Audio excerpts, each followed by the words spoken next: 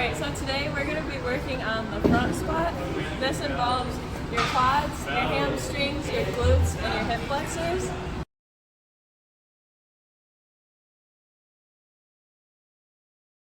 Okay, when you do this, there's two different forms that you can do.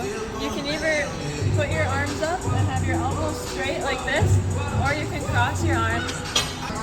I normally line my fingers up with the grooves on the bar, that way I have an even spacing with my hands. So you can either start two ways. You can have it like this, and you want to try to start off, put your arms up, and you should feel a groove in your shoulders, and that's where the bar should sit at.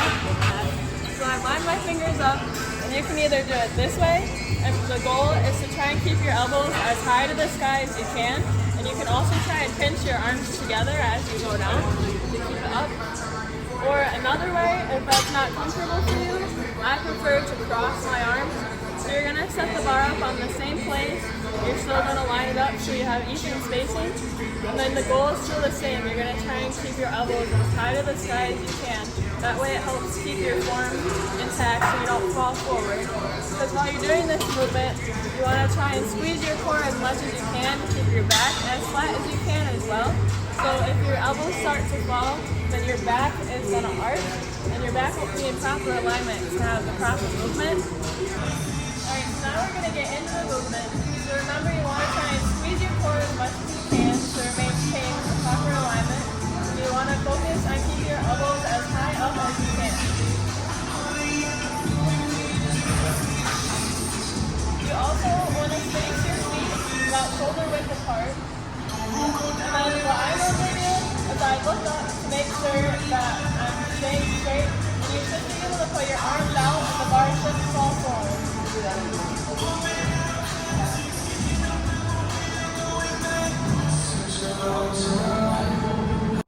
If we take a look at the form in this video, we can see that the elbows aren't dropping forward, they're staying parallel to the ground, which is allowing the back to stay flat and not arch forward, keeping our back in proper alignment. And you can also notice that the knees are staying above the toes and not going in front of the toes, which is also protecting our knee joints.